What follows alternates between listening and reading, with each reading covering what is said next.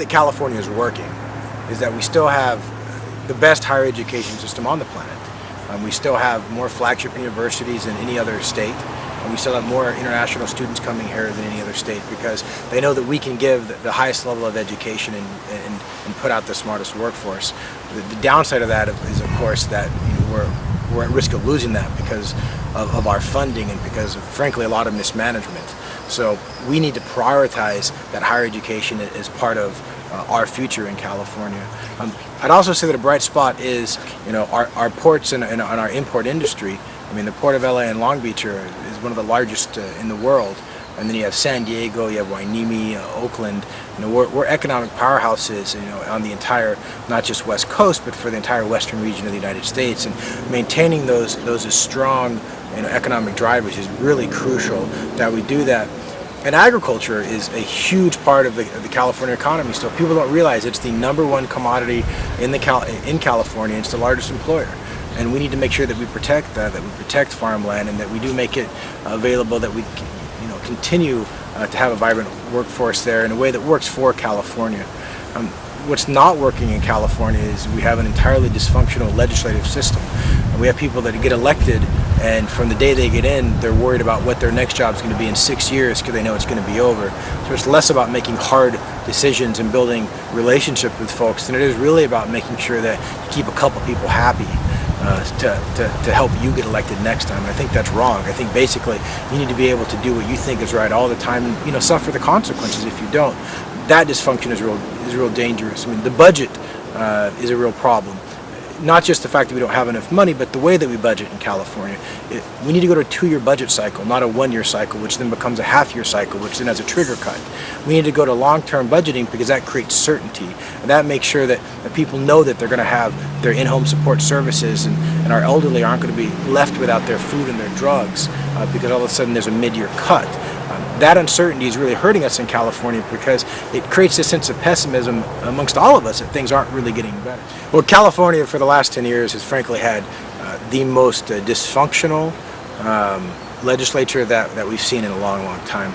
And part of it is just the creation of term limits, which got rid of the people that had the long-term experience, but you still had the gerrymandering of all the districts to make sure that basically an elite few made sure that they knew and who was going to get elected and who to support.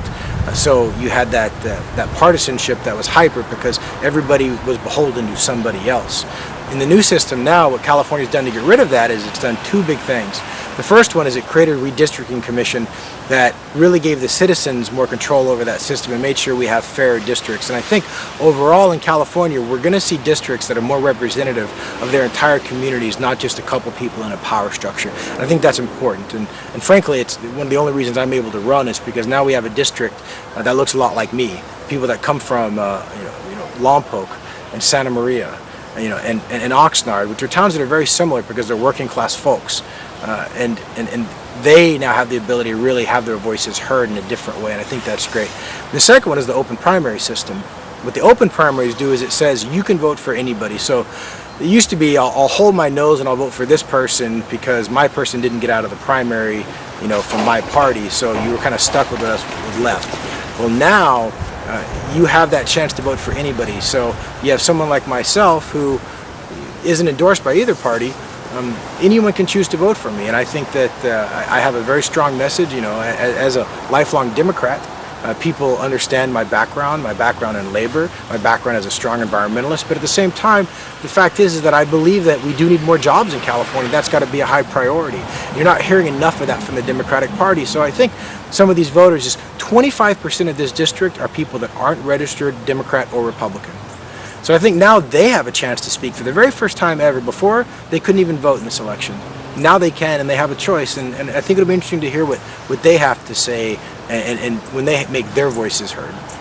I think there's way too much money in politics. I think in California one of the problems is our districts are far too large. I'm running in a district that's 960,000 people. I have more citizens in my district for state senate than some states have for the U.S. Senate.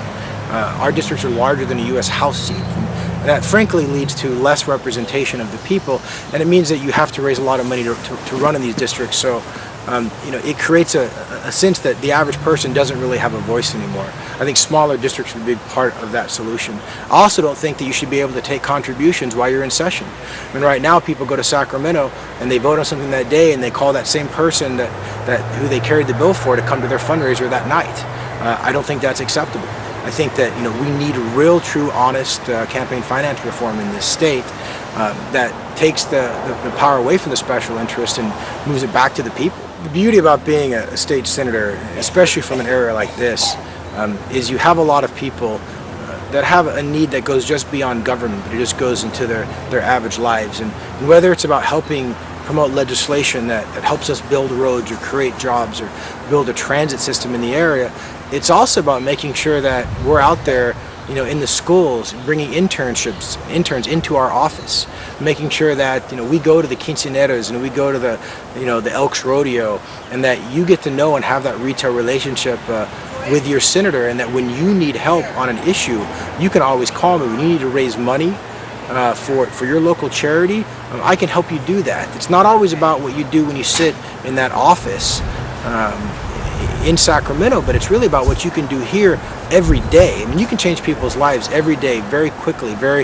efficiently, by just empowering your local community to be involved and bringing in your charities and your nonprofits and your school groups. You bring them together.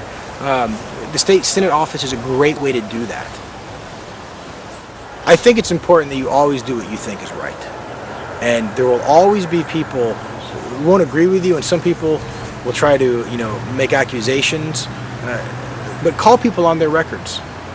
Call them on who they are and how they choose to act themselves. I'm a firefighter. People trust me in their homes. They trust me at their most vulnerable times to help them. And when I will you out, then a lot of the time I'm cleaning up part of your kitchen and then locking your door as I walk out. And I think that's important, because there needs to be more ethics in politics, and there needs to be a true moral compass for people to do what is right all the time and every time. And I expect to be called on that when people don't think I live up to that standard. And that's why I'm proud to live in a very working class community where all of my neighbors know me and everybody has my phone number. And even now when I drive down the street, people ask me questions about things I'm doing as a harbor commissioner. Hold me to that higher standard. I want to be held to it. We come from a great region of California. I mean, this district has one of the largest swaths of coastline and some of the most beautiful. We have a diverse economy. We have a lot of education. We have a lot of agriculture. We have a great biomedical and technology. There's a lot to be happy about, and there's a lot to be proud of to come from this region. We have 2 major military bases. We have the port of Hueneme. The future has a lot of possibility for us, but we have to be very conscious of what we do now and how it's going to affect us in the future. And my promise to you is to always do what I think is right, and to make sure that I'm also always there. So when you want to come and meet with me and you want to come to my office and call me, just understand you're always going to be welcome. Thank you for having me on. I really appreciate it, and I would appreciate your vote.